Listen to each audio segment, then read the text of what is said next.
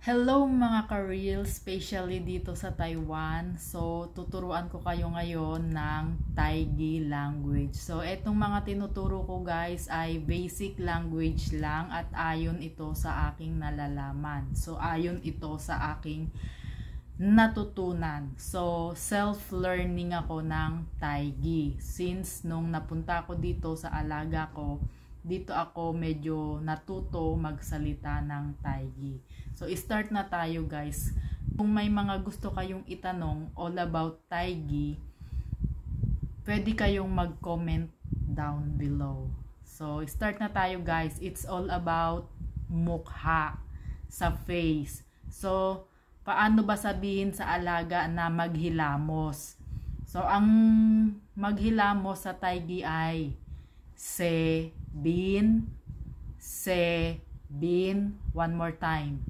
Se bin. So, maghilamos or wash your face. Se bin. Ito naman guys is yung sa pagtututbrush. So, magsipilyo. Paano ba sabihin sa Taigi ang magsipilyo?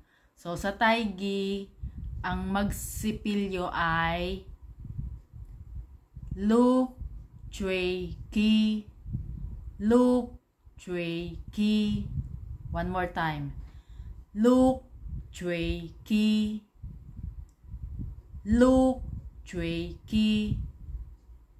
So, yan ang magsipilyo sa salitang Taigi. One more time. Luk Chui Ki. So, ito naman guys yung sa mata. So, di ba kapag gigising tayo ay meron tayong morning star dyan or may muta tayo. So, hindi yun talaga maiiwasan. Minsan, kapag na-irritate yung mata natin, nagkakaroon tayo ng muta or mucus. So, paano ba sabihin sa mga alaga natin na may muta ka sa mata or may dumi ka sa mata? So, ganito guys sa Taigi. Ang sasabihin natin sa Taigi ay Bakchu Sai Ko.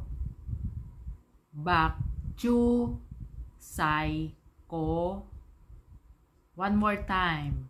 Bakchu Sai Ko. So, Bakchu is mata, Sai Ko is dumi. So, one more time.